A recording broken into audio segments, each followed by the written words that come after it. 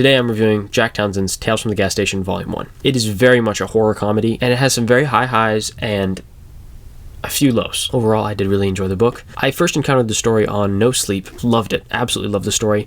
I also follow the Creepcast podcast. It's my go-to every Sunday, and they covered the story. It's probably one of my favorite episodes that they've done. Reading Tales from the Gas Station gives me such a warm feeling in the center. It's just like sitting around a campfire or drinking a warm cup of hot chocolate, and it's a fun story. It's a really fun read. If you want something that is very funny, I've heard John Dies at the End. I haven't read that book, but I've heard it's in a similar vein to something like this. If you've read that and you've liked that, you might like Tales from the Gas Station. The original No Sleep story was a little more irreverent with its just straight out comedy throughout, and what was really interesting was being super familiar with the No Sleep story and then going into this book and reading what has changed and what has been added, because there's quite a bit that has been changed for this adaptation, which I do appreciate, and it adds some extra layers on top of it. Our main character Jack has a mental condition that stops him from sleeping, like extended insomnia basically, and eventually it's going to kill him, but this gives him kind of a very detached outlook from the world, which is a lot of where the comedy comes from, of the really absurd things that would completely just destroy a person's psyche happening in this gas station, and ridiculous, just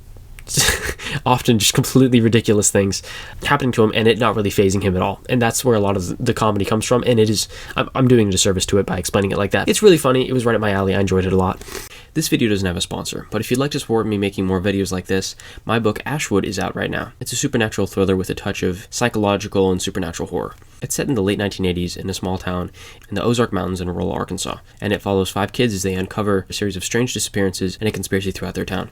It's 500 pages. It's based on a series of cold cases from Arkansas in the 1980s and takes inspiration from Stranger Things, Stand By Me, and Twin Peaks. For YouTube viewers only, I have a special sale going on right now. It's 20% off if you use the link in the description. That's 20% off if you click the link in the description. Thank you so much. Let's get right back to the video. It has its fair share of ridiculous moments, but it does incorporate some other grounded elements, which I appreciate, and I'm interested to see. This is a series. This is the first volume. There are 4 volumes, I believe, and I have all 4 now. I'm going to be reviewing them and putting them up on the channel. I'm excited to see where they go from here and where these narrative through lines that are newly introduced in the book are going to continue to further to blossom, because it is comedy, but there is absolutely a plot line to it. As ridiculous as the story can get, I mean, probably my favorite scene from this book is incredibly ridiculous. I'm not going to spoil it, but it involves a character named Kiefer and a slushy machine. Marlboro and the Mathematicists are a pretty high point for me as well. I also really enjoyed that. Unfortunately, I would say the lowest point of the book is the ending. It's a little bit anticlimactic, which is in theme with the rest of the comedy, but I was excited to see if it had changed since the first time I read it on No Sleep, with the addition of all the new plot lines and all the stuff. I was hoping it would maybe coalesce into something a little bit above what it was in the No Sleep story. For better or worse, it is the same ending. It's not bad by any means. It very much continues the irreverent tone of the story, which I enjoy, and I do really love the original story and this book as well. I'm super happy that there was more of that humor and more of these scenes in this book. It was really worth the buy, in my opinion. Despite the outright comedy of this book, it has a very central heart to it that I think is where the charm of Tales from the Gas Station lies, is not only in the writing and the dialogue, but in all of these stories and the way they're interwoven into this narrative and the characters in it that we come to love, as silly and ridiculous as they may be at times. There actually is a solid reveal in here that was a new addition to the story, which I was not expecting, and it did catch me off guard. It was actually pretty well done. It's connected to Jack's condition and his relationship with his psychiatrist, which is interesting in this. And the psychiatrist very openly has ulterior motives. I'm not going to spoil them for you. I think the ending does suffer from that slightly, if only that it falls very much into a trope that has been overdone recently. The best thing I can compare it to in my mind, and I apologize for comparing it to this, but if any of you have seen Thor: Love and Thunder, it hits a little bit too close to that for me.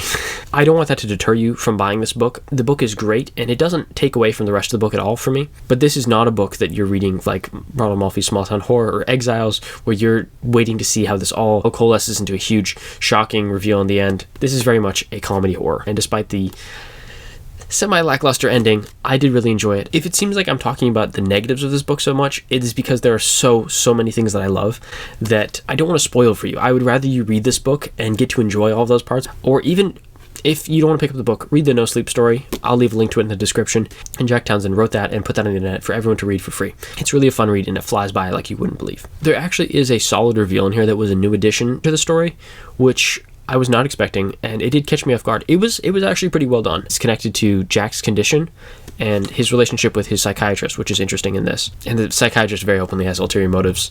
I'm not going to spoil them for you. I'm struggling on where to rate this book, because it does hold a very special place in my heart. But the other books that I've reviewed and that I generally review are not comedy at all. They're very like serious horror, thriller, sci-fi, more into that genre. So I'm struggling a little bit to put something as irreverently humorous as Tales from the Gas Station into that. Based on how much I love it, I want to give it a higher number.